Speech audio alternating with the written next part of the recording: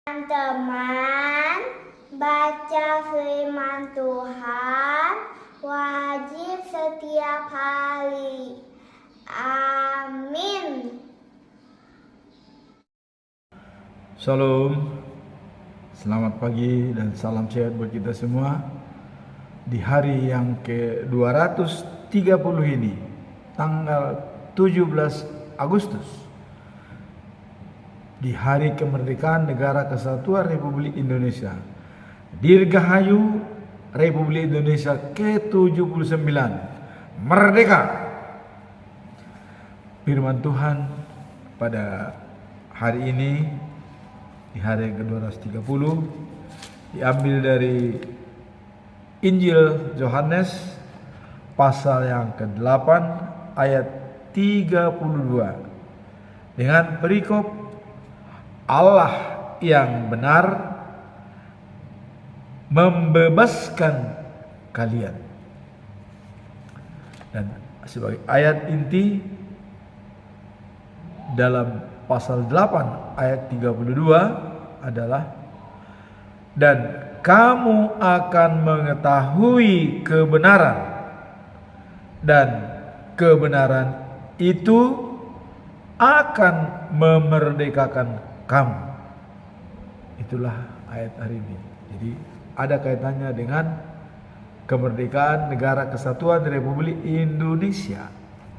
Kemudian bacaan pagi diambil dari kitab Yeremia pasal yang keempat ayat 22 sampai dengan 28. Penglihatan tentang datangnya bencana. Kemudian bacaan malam diambil dari kitab Nabi Obadja pasal 1. Saya baca 1 sampai dengan 4. Tuhan akan menghukum Edom. Sebelum kita masuk dalam perikop, biasanya dalam bulan Agustus sebagai topik kita tetap kita sampaikan adalah hikmat Allah memelihara hidup. Jadi hikmat dari Allah adalah memelihara hidup. Kemudian sebagai ayat intinya untuk 1 bulan, perlindungan hikmat adalah seperti perlindungan uang. Beruntunglah yang mengetahui bahwa hikmat memelihara hidup pemiliknya.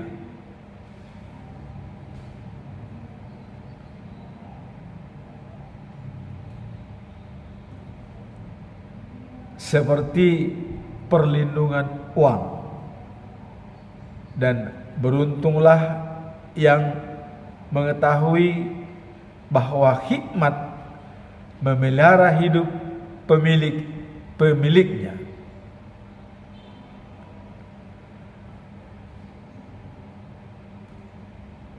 Berhikmat adalah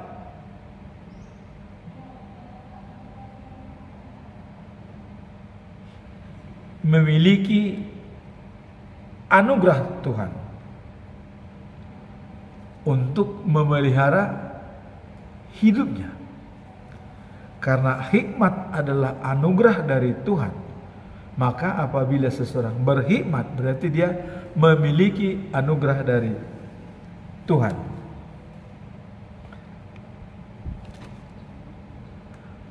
Bijaksana adalah pikiran atau hasil olahan dari pikiran kita untuk menuntun dan membawa hidup kita ke yang lebih baik. Itulah dalam pikiran. Jadi hikmat adalah sebagai anugerah Tuhan yang menaungi di dalam hati nurani, dan bijaksana adalah mengolah pikiran kita untuk menjadi yang lebih baik. Maka dalam buku Seven Habits, ya, Stephen R. Covey mengatakan mengenai pikiran, ya, tanam pikiran, petik tindakan. Kita tanam tindakan, petik kebiasaan. Kita tanam kebiasaan menghasilkan karakter. Kita tanam karakter menghasilkan nasib. Jadi nasib kita bisa ditentukan oleh pikiran kita. Nah, sehingga hikmat dan bijak bisa menghasilkan nasib. Karena hikmat kebijaksanaan adalah sebagai penuntun hidup, menjaga kita untuk yang lebih baik dalam kehidupan kita. Ya, dan di sini nih adalah yang paling menentukan berpikir. Ya. Kemudian yang kedua adalah berdoa. Yang ketiga adalah berusaha. Dan yang keempat adalah berbuat. Jadi tanpa kita pikirkan kita untuk berdoa, kita akan tidak pernah berdoa. Tanpa kita pikirkan untuk kita melakukan sesuatu, kita tidak pernah melakukan sesuatu. Jadi pikiran itu yang bijak dari diri kita, yang diawasi oleh hikmat dalam hidup kita, bisa menjadi penuntun hidup dalam menjalankan tugas-tugas kita. Nah, kemudian kalau kita lihat, ya, menentukan nasib, pikiran bisa menentukan nasib siapa? Yang sebagai contoh role model dalam Alkitab, ya. Nah, saya akan mencontohkan Daud. Pikiran dia menentukan nasib dia dan direspon dengan baik oleh Tuhan Allah. Apa pikiran Daud? Pada waktu dia sudah berada di istana kerajaannya dengan enak, ya, dia berpikir, saya di istana, ya, terus dengan enak-enak, dengan kayu aret cendana dari Libanon, sangat megah istananya. Tapi peti perjanjian Tuhan berada di kemah. Wah, ini tidak pantas, kata Daud. Diberitahu kepada Nathan, saya akan membangun rumah Tuhan, kata Daud. Nathan mengatakan, lakukanlah. Tapi Allah bekerja di surga. Dia baca pikiran Daud, dia tahu Daud berencana membangun rumah Tuhan.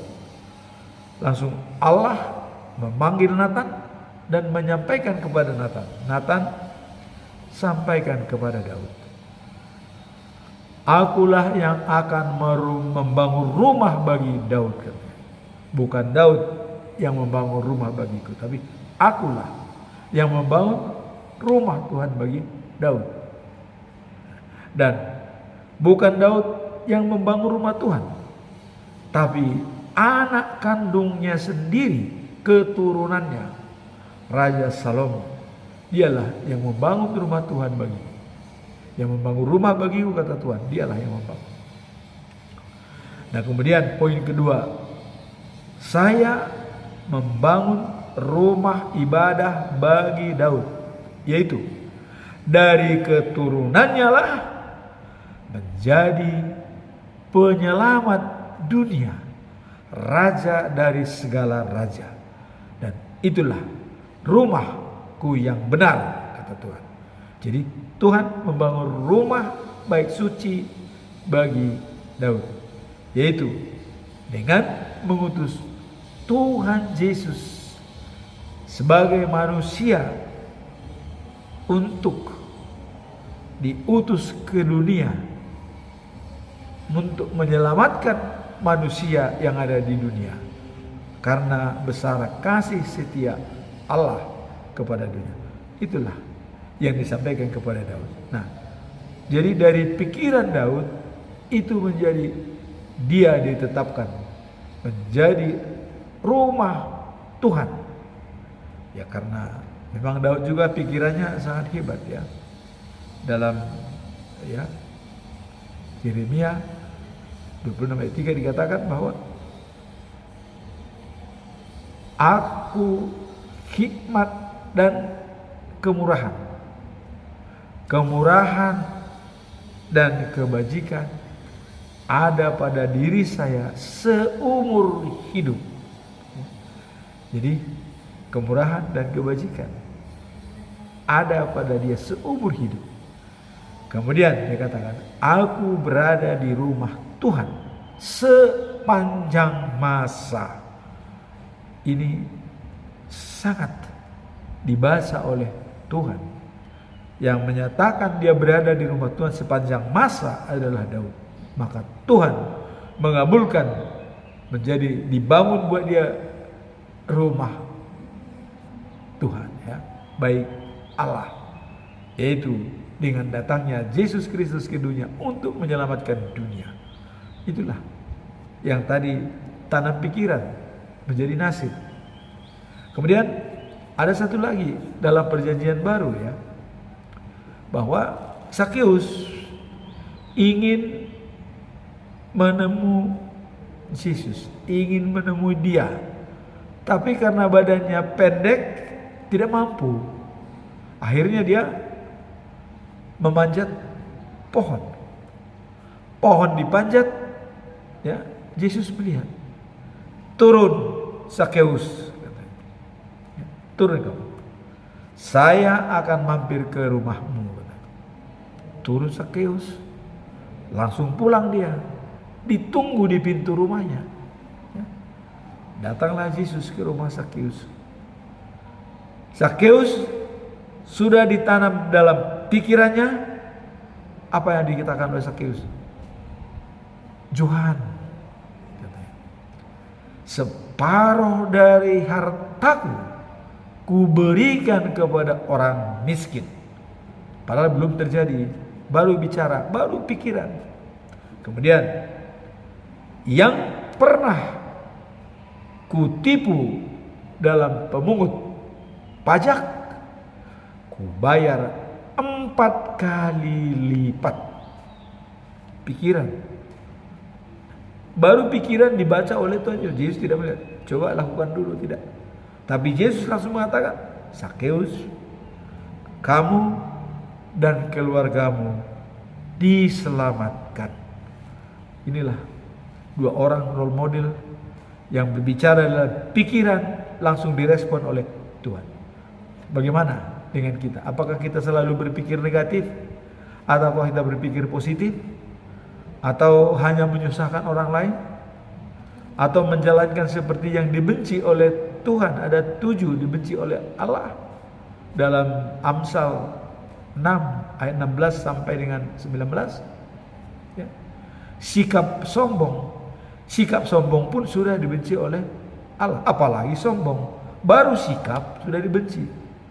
Nah kemudian ya selalu mulut berbohong. Kemudian yang ketiga ada tangan yang membunuh orang yang tidak berdosa. Nah kemudian otak yang merencanakan jahat. Nah, kemudian kaki yang selalu bergegas menuju kejahatan. Nah, kemudian orang yang selalu bersaksi palsu, dusta, ya, saksi palsu. Itu. Kemudian yang terakhir, yang ketujuh katanya adalah orang yang menimbulkan permusuhan di antara saudara. Itu dibenci oleh Tuhan. Sikap sendiri sudah dibenci, baru sikap, belum kenyataan. Apalagi kalau sikap itu menjadi kenyataan, ya, itu lebih dibenci oleh Tuhan Allah. Nah sekarang kita masuk dalam perikop hari ini, yaitu Allah yang benar membebaskan kita. Apa maksud daripada perikop ini? Ya, apa maksud perikop ini? Dalam Injil Yohanes pasal 8 ayat 32 ya, terdapat pengajaran mendalam mengenai kebenaran ya, yang diberikan oleh Yesus. Ayat ini mengatakan ya, bahwa mengenal kebenaran adalah jalan untuk memperoleh kebebasan. Ini menekankan pentingnya pengetahuan rohani dan hubungan pribadi dengan Yesus Kristus sebagai sumber kebenaran. Jadi hubungan pribadi dengan Yesus Kristus sebagai sumber kebenaran. Jadi kebenaran itu sendiri adalah Yesus. Nah, kalau kita lihat dalam Yohanes pasal 14 ayat 6 ya. Waktu itu dengan Filipus ya. Karena ditanya bagaimana bertemu dengan Bapa, karena Bapa bilang aku mau pergi ke Bapa di surga. Bagaimana bertemu dengan Bapa? Nah, kemudian dikatakan oleh Yesus gini. Akulah jalan, kebenaran dan hidup. Tidak ada seorang pun yang datang kepada Bapa kalau tidak melalui aku. Dari perkataan ini ya, Bapa kalau tidak melalui aku, kata Yesus, terus mengenal Bapa melalui aku. Mengenal aku juga mengenal Bapakku. Melihat aku, melihat Bapa. Jadi siapakah Bapa itu?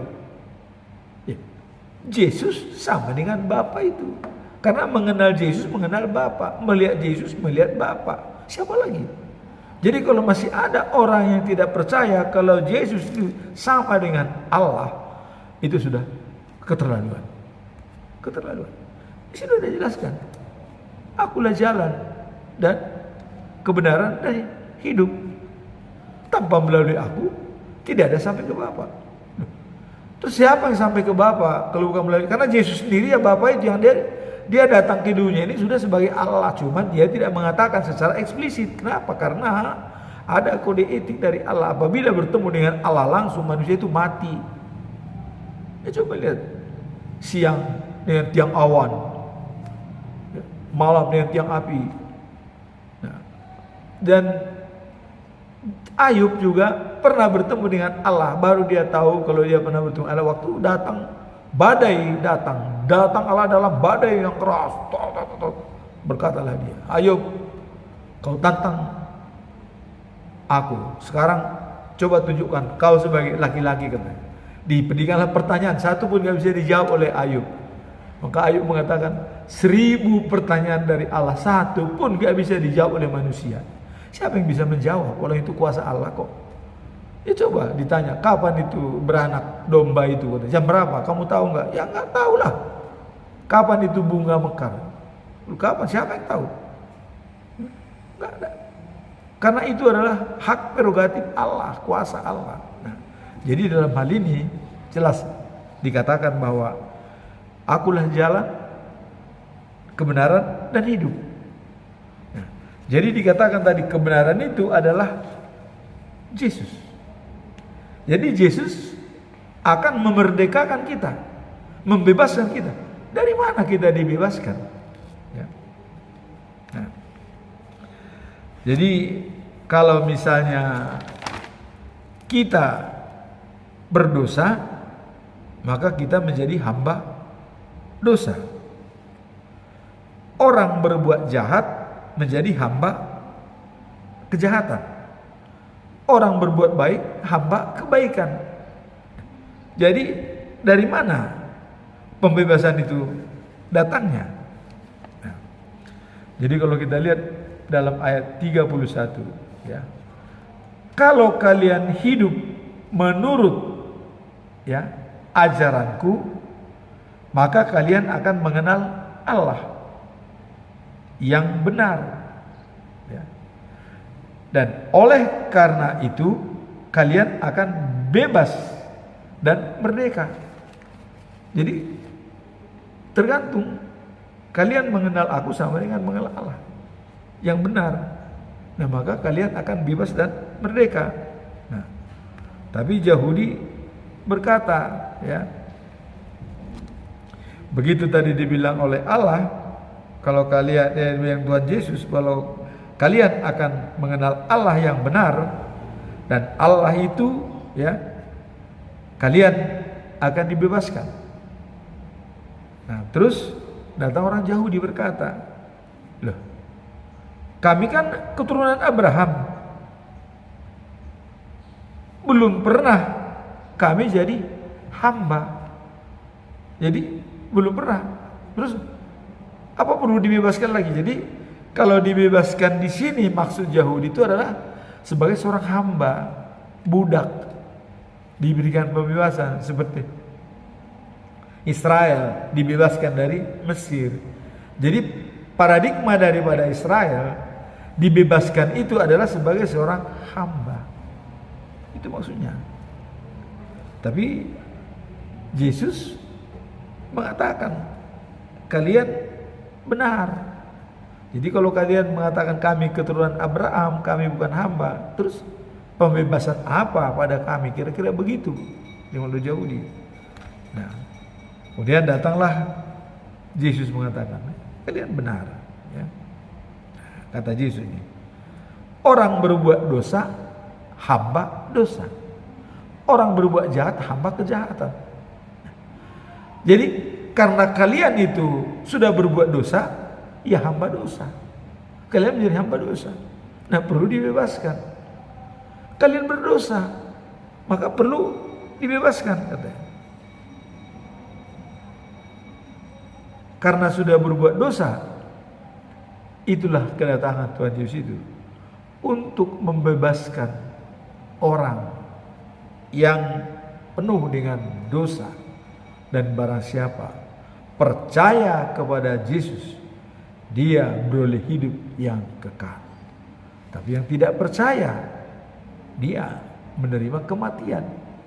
Jadi mati hidup itu adalah percaya atau tidak dengan Yesus. Nah, inilah kebenaran itu. Makanya hamba yang dibebaskan itu adalah dari dosa. Nah, jadi seperti dikatakan oleh Yesus, hamba katanya tidak punya tempat, ya, yang tetap dalam keluarga. Ya, kalau misalnya hamba tidak punya tetap dalam keluarga, ya. Tetapi anak punya tempat, ya, selama-lamanya dalam keluarga.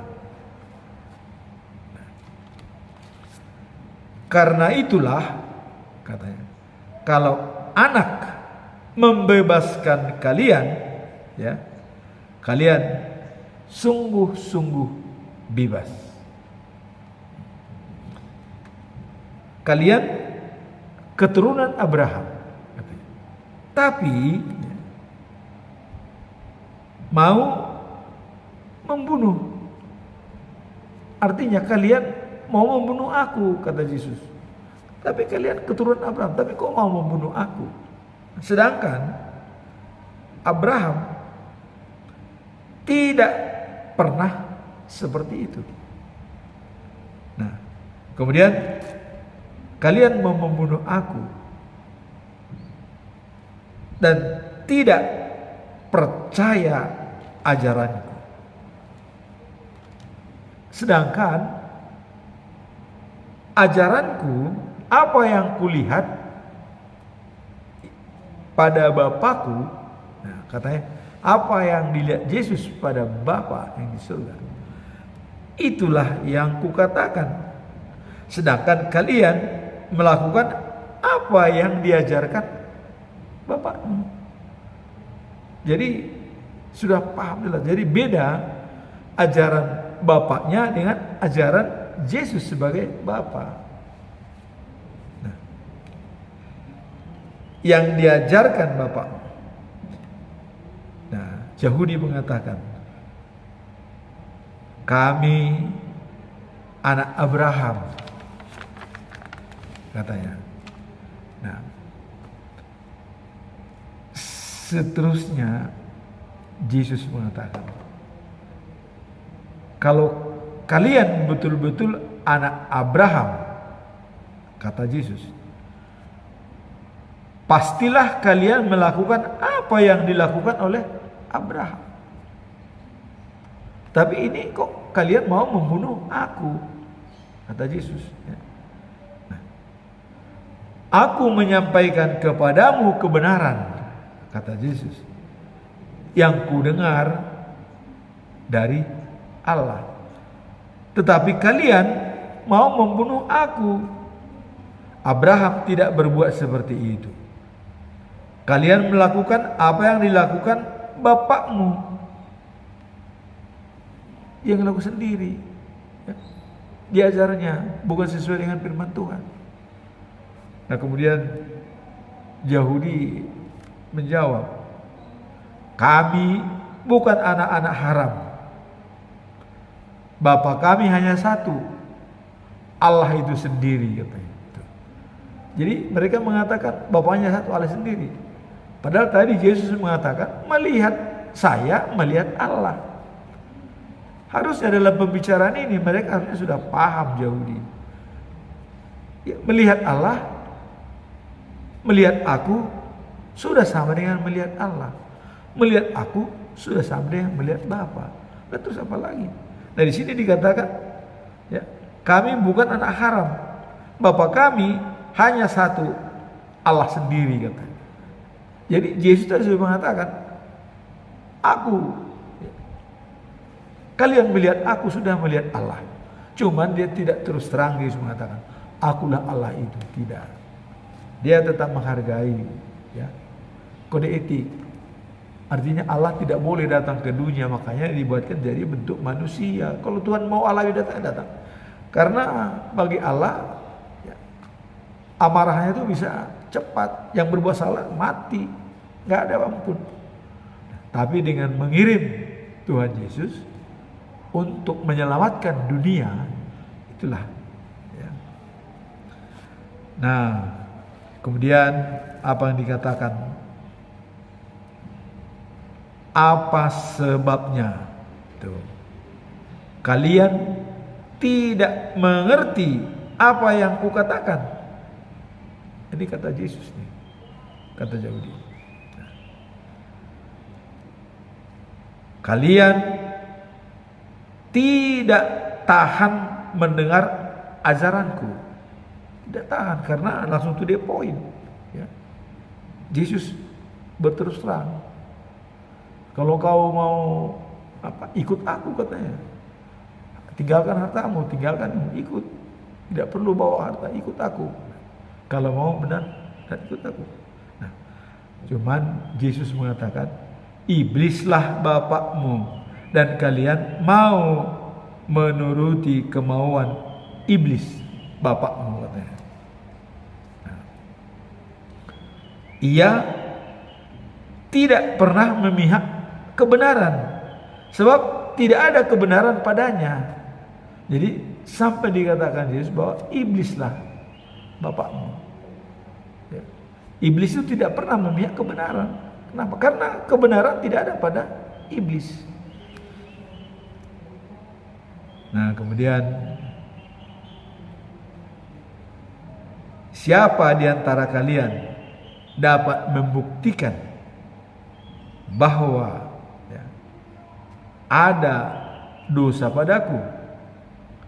Kalau mengatakan yang benar, siapa yang bisa di antara yang membuktikan saya punya dosa? Kalau saya mengatakan yang sebenarnya. Kemudian dikatakan oleh Yesus, orang yang berasal dari Allah ya, mendengar perkataan Allah. Tetapi kalian bukan dari Allah. Itulah sebabnya kalian tidak mau mendengar. Jadi sangat simple dibikin oleh Yesus antara kebenaran ya dengan pembebasan. Jadi barang siapa yang percaya kepada Yesus, dia sudah bisa dibebaskan. Dibebaskan dari mana? Dari dosa. Jadi bukan dibebaskan sebagai hamba atau sebagai budak. Tapi Yahudi menganggapnya sebagai budak dibebaskannya ya. Maka mereka, kami bukan anak hamba dan kami bukan anak haram, Bapa kami adalah Allah. Yesus sudah mengatakan, melihat aku melihat Allah. Ya, melihat aku melihat Bapa. Jadi sama katanya, berarti Yesus sama dengan Allah. Itu yang mau dikatakan Yesus. Mau apa lagi kalian? Maka Yesus mengatakan kalian tuh keturunan iblis katanya. Karena iblis tidak mau memihak kepada kebenaran. Nah, jadi terakhir dikatakan oleh Yesus, orang yang berasal dari Allah mendengar perkataan Allah. Tetapi kalian bukan dari Allah. Itulah sebabnya kalian tidak mau mendengar. Nah, ini memang karena perikop ini adalah pembebasan yang diberikan oleh Tuhan ya, di mana bahwa Allah yang benar membebaskan kita. Pembebasan di sini adalah diampuni dari dosa-dosa sehingga dengan tidak berbuat dosa lagi. Nah, kemudian Yesus juga mengatakan, akulah roti dan kehidupan. Barang siapa setia kepadaku tidak akan kelaparan, kata Yesus. Barang siapa percaya kepadaku tidak pernah kehausan. Karena dalam hidup ini yang penting adalah haus dan lapar. Jadi inti pokoknya itu langsung dikatakan oleh Yesus, tidak akan lapar, tidak akan haus kalau sudah setia dan percaya kepada Yesus. Itulah kuncinya. Dan di sini adalah menyangkut rohani, pembebasan rohani. Rohani kita dibebaskan dari dosa sehingga kita bisa beroleh hidup yang kekal. Itulah maksud daripada Tuhan Yesus, sehingga tadi sudah dibikin sebagai garis orang yang berasal dari Allah harus percaya kata-kataku katanya. Tapi kalau orang yang berasal dari iblis tidak akan percaya dengan kata-kataku, tidak mau mendengar. Tidak percaya sama dengan tidak mau mendengar. Tapi kalau orang yang berasal dari Allah mendengarkan perkataan Allah, tetapi kalian bukan dari Allah, itulah sebabnya tidak mendengarkan perkataanku. Nah, jadi maksud Yesus di sini adalah dibebaskan di sini adalah secara rohani, lepas dari dosa-dosanya. Nah, sesuai dengan judul hari ini memang kemerdekaan, kebebasan seperti Indonesia, bebas dari penjajah Belanda. Tapi di sini Yesus mengatakan bebas dari segala dosa untuk mencapai hidup yang kekal dan abadi. Sekarang kita masuk dalam bacaan pagi, itu kitab Yeremia pasal yang keempat ayat 22 sampai dengan 28. Penglihatan tentang datangnya bencana. Apa penglihatan Yeremia tentang bencana yang akan datang pada Yehuda dalam pasal 4? Nah, dalam ayat 22 Tuhan berkata, nah, ini diingatkan oleh Tuhan, bodoh sekali umatku itu. Mereka tidak mengenal aku. Nah, ini langsung sudah kata Allah. Kalau tadi itu Yesus yang mengatakan tidak mengenal aku. Jadi hampir sama. Jadi Allah mengatakan bodoh sekali umatku itu. Mereka tidak mengenal aku. Mereka seperti anak-anak yang bebal. Ya. Dan tanpa pengertian sedikit pun juga. Nah, kemudian mereka tuh sangat mahir dan bijak, ya, dalam melakukan kejahatan. Nah, ini kata Tuhan. Jadi penglihatan Yeremia ini tentang datangnya ancaman, ya, atau bencana pada Yehuda.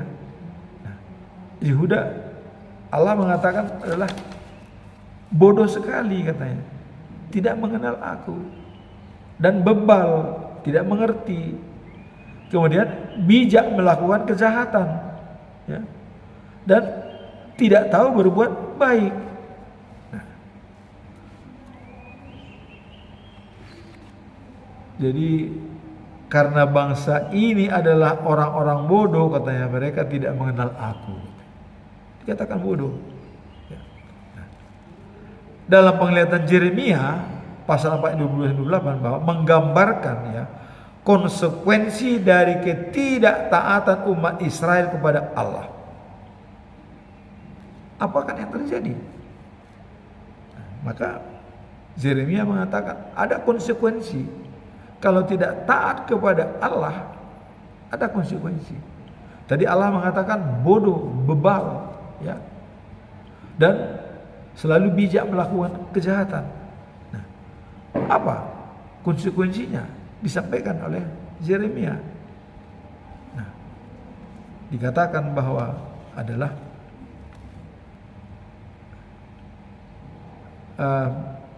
besan kosong dan gersang. Jadi bumi yang ditempati itu kosong dan gersang. Bumi yang ditempati itu kosong. Kosongnya bagaimana? Tanpa penghuni dan gersang. Nah, kemudian langit itu tidak memberikan cahaya, ya. Dan gunung dan bukit itu berguncang jahat. Gunung-gunung itu berguncang jahat, ya. Mungkin tetap mau runtuh atau mau rusak, berguncang jahat katanya. Kemudian tak ada manusia. Nah, burung pun terbang semuanya, pergi. Nah, terus tanah subur katanya menjadi gurun kering. Kota-kota hancur berpuing-puing. Inilah bencana itu. Gunung-gunung kering, bumi kosong, bukit-bukit bergoncang, ya. Nah, Tuhan sangat marah. Kepada siapa Tuhan marah? Ya, umatnya. Ya. Nah, bahkan katanya ada padang gurun, ya, tidak ada lagi yang bisa diandalkan. Nah, tapi dengan kejadian itu keputusan Tuhan adalah tetap, tidak bisa diganggu lagi. Maka bumi berduka, langit gelap gulita, itu sesuai dengan rencana yang diletakkan Tuhan. Itulah bencana yang akan datang itu. Penglihatan daripada Yeremia. Maka seruan utama oleh Tuhan, maka bertobatlah, ya, bertobat. Dan sudah mengatakan, Tuhan berkata bahwa seluruh dunia akan menjadi padang gurun. Tetapi walaupun seperti itu, ya, Ia tidak akan memusnahkannya sama sekali. Tidak dimusnahkan, tak dibiarkan. Tapi diberikan supaya bertobat. Ya. Waktu yang lalu kita tahu akibat ketidaksetiaan bangsa Israel, hujan pun ditahan, tidak turun dari atas. Harusnya turun pada musim-musim, tapi ditahan oleh Tuhan. Kenapa? Karena banyak menyembah berhala, tidak taat. Nah, kemudian dalam perikop ini bahwa peringatan kepada bangsa Israel adanya ancaman bencana yang datang, bumi kosong katanya. Kemudian dan gersang. Jadi bumi itu sudah kosong, ada orang, dan gersang lagi. Langit tidak bercahaya, artinya tidak lagi ada terang mungkin. Gunung dan bukit bergoncang. Nah, kemudian tak ada manusia kelihatan. Dan kota-kota itu adalah merupakan puing-puing semua dalam kota. Itulah kehancuran Yerusalem.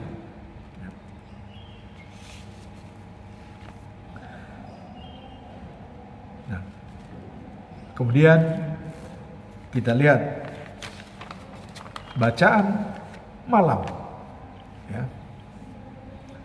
Bacaan malam diambil dari kitab Nabi Obadja pasal 1 ayat 1 sampai 4. Tuhan akan menghukum Edom.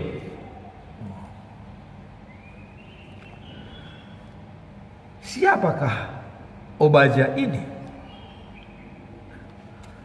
Penulis Obadja adalah seorang Nabi. Obadja dikenal sebagai pelayan Tuhan yang menerima wahyu dari Tuhan. Nah, jadi Obadja itu adalah sebagai pelayan Tuhan. Dia menerima wahyu dari Tuhan. Nah, kita lihat Obadja 1 ayat yang pertama, penglihatan Obadja. Demikian firman Tuhan Allah mengenai Edom. Nah, ini jadi Edom yang disoroti. Kami telah mendengar berita dari Tuhan, dan seorang utusan telah diutus di antara bangsa-bangsa. Ya. Berdirilah, mari kita menyerang mereka. Ini kota Edom ini, ya. Nah, dalam kitab ini, ya, Obadja menuliskan nubuat mengenai penghukuman bagi Edom. Penglihatan ini menunjukkan, ya, komitmen Tuhan untuk membela umatnya Israel. Ya. Nah, kenapa ada komitmen Tuhan membela umatnya Israel? Sekarang kita mau lihat dulu Edom. Siapa Edom ini? Edom adalah merupakan keturunan dari Esau. Nah, kita tahu persoalan Esau dengan Yakub. Israel adalah saudara sendiri, saudara kandung. Tetapi Tuhan marah. Kenapa? Karena pada saat Israel mau keluar dari Mesir ke gurun pasir dan mau ke tanah Kanaan, di tanah perjanjian, mereka harus melewati daerah Edom, ditempati oleh Esau. Dan Israel, ya, Yosua meminta, mohon kepada penduduk Edom supaya dibenarkan bangsa Israel lewat dari tanah mereka. Dan sudah berjanji, kami tidak akan mengambil tanaman dan juga pohon-pohonan dan juga apapun. Kami hanya lewat dari tanah Anda. Apa kata Edom? Mungkin karena masih dendam kepada Yakub, keturunan Esau, tidak boleh. Tidak boleh lewat saja dari tanahnya tidak boleh. Maka mereka mukul mundur Israel. Wah, Israel jadi panas kan. Itulah sebenarnya. Jadi kebencian dari awal sudah tercipta. Tapi kebencian yang pertama itu Yakub sudah minta ampun kepada Esau dengan membawa seluruh menyumbangkan lembu, sapi, segala macam makanan diberikan kepada Esau, sudah berbaik. Tapi kok ini tetap gitu loh, tetap tidak mau berbaik. Maka lewat aja dari tanahnya, tidak boleh sama Edom. Inilah marahlah Allah kepada Edom. Nah sehingga jadi buku Obadya yang pendek ini ditulis dalam tahun 586 sebelum Masehi. Jadi pada waktu Yerusalem jatuh ya. Jadi sudah jatuh Yerusalem.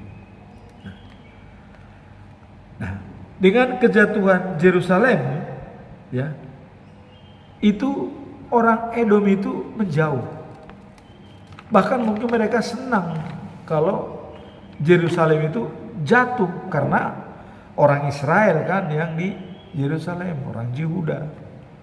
Tapi orang Edom tidak mau menghiraukan, malah menjauh, tidak mau membantu, kira-kira begitu. Nah, inilah Tuhan itu benar-benar marah sekali kepada Edom. Ya. Nah sehingga kepada Edom Tuhan berkata, Tuhan menyatakan keras, engkau kubuat lemah sehingga dihina oleh semua bangsa. Jadi sudah ada pernyataan bahwa kau kubuat lemah dan akan dihina oleh semua bangsa. Karena kenapa? Saudaramu kandung sendiri tidak kau berikan lewat, padahal hanya minta tolong. Buat apa hidup? Saudara kandung sendiri tidak mau menolong. Ya udah, makanya Tuhan mengatakan, engkau kubuat lemah sehingga dihina oleh semua bangsa. Engkau tertipu oleh hatimu yang angkuh. Tuh.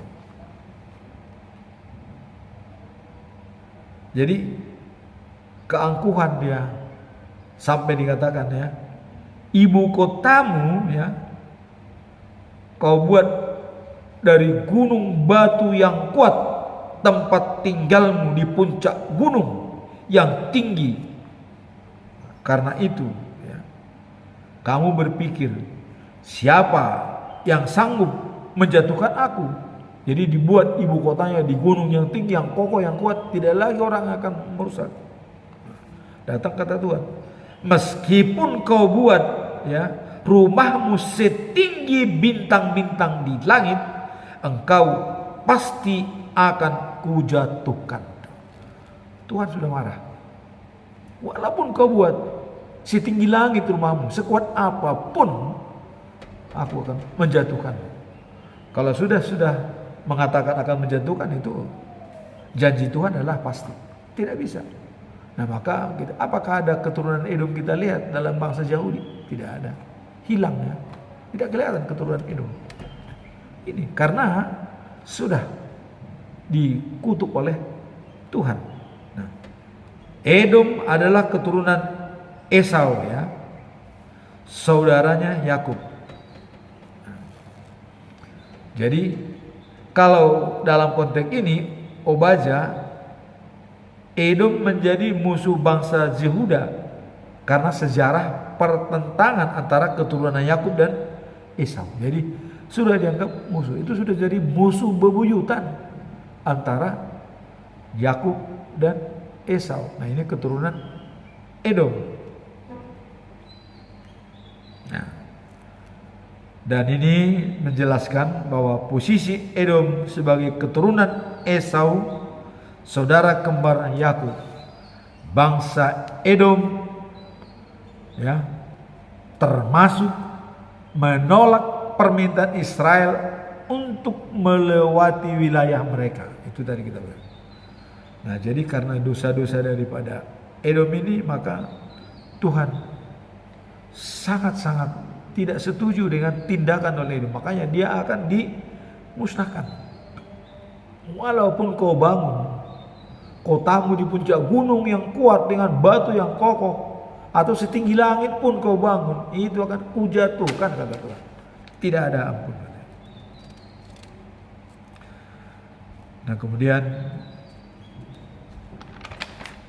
kalau kita lihat sejarah-sejarah daripada yang dimusuhi oleh Tuhan, ya, ada beberapa negara itu seperti Palestina, ya, itu juga dimusuhi oleh Tuhan. Kalian juga berdosa katanya, selalu menyerang Israel. Kemudian Tirus, ya. Nah, kita lihat dalam Amos itu pasal 1 itu ayat 6 sampai dengan 15, ya. Jadi Tirus, Palestina, Edom, Amon. Nah, kemudian Moab dalam pasal 2 ayat 1 sampai 3, ya. Nah, kemudian Yehuda juga ada sebagian, Israel juga tetap juga berdosa, kadang-kadang Tuhan marah. Tapi ya, Israel yang menyembah berhala, sama Israel pun Tuhan marah. Terbukti waktu mereka keluar dari Mesir di padang gurun, coba, yang berumur 20 tahun ke atas, ya, tidak boleh sampai ke tanah perjanjian, semua mati. Hanya 2 orang yang lolos, yaitu Kaleb dan Joshua. Jadi hanya yang muda-muda yang berangkat ke tanah perjanjian. Tapi di tanah perjanjian pun banyak yang dihukum mati oleh Tuhan karena tidak setia. Jadi bagi Tuhan pun, kalau tidak setia, dia tetap murka. Tapi bagaimanapun, karena Tuhan harus punya bangsa yang akan dimajukan, itu bangsa Israel. Dia tetap mengasihi dan tetap menyempurnakan bangsa Israel sampai hari ini, ya. Kita lihat apa nggak hebatnya itu, 70 tahun dalam pembuangan, ya. Di Babel sudah antara mati dan hidup bangsa itu, tapi Tuhan tetap memelihara. Jadi yang tua-tua itu dibiarkan mati semua, yang menyembah berhala, yang dipelihara yang muda-muda lah, ya. Kalau sudah 70 tahun di Babel, berarti umur berapa tahun yang dibawa pulang ke Yerusalem, ya. Dan kan umur manusia, kata Musa, itu 70 tahun sudah hebat, katanya. Kalau 80 tahun kesusahan, katanya. Apalagi sampai 90. Nah, ini 70 tahun dibuang di Babel. Coba. Begitu pedihnya, begitu melaratnya mereka. Tapi Tuhan tetap berjanji akan membangun Israel yang baik. Nah, maka jadi walaupun Tuhan berkata marah kepada Israel, tapi kau adalah milikku, adalah harta pusakaku, umatku. Nah, maka kalau dalam Yesaya, ya, 19 ayat 24 dikatakan, ya, Asyur ciptaanku, Mesir umatku, Israel pilihanku. Ketiganya nih ku berkati, katanya. Nah, itulah firman Tuhan pada hari ini. Jadi dari perikop ini ialah, pertama tadi adalah dikatakan oleh Tuhan Allah yang benar. Kebenaran itu ada pada Allah, dan kebenaran itu membebaskan umatnya. Jadi dengan kebenaran adalah Yesus membebaskan umat. Nah, kemudian dalam bacaan pagi adalah penglihatan tentang datangnya bencana yang tadi disampaikan oleh Nabi Yeremia, ya, dan bumi kosong, ya, tanah tandus, ya, dan kota-kota puing-puing. Nah, kemudian dalam perikop ketiga adalah yang dibenci oleh Tuhan, Edom, harus dimusnahkan. Karena kenapa? Karena mereka memusuhi bangsa Israel. Jadi Tuhan sangat peduli dengan Israel sebagai pilihan dari Tuhan. Demikianlah firman Tuhan pada hari ini. Semoga firman ini dalam merayakan 17 Agustus kita merdeka dari dosa-dosa dan merdeka dari segala kejahatan, sehingga kita menjadi berhikmat dan bijak dalam menjalankan kehidupan kita sehari-hari. Amin. Tuhan memberkati kita.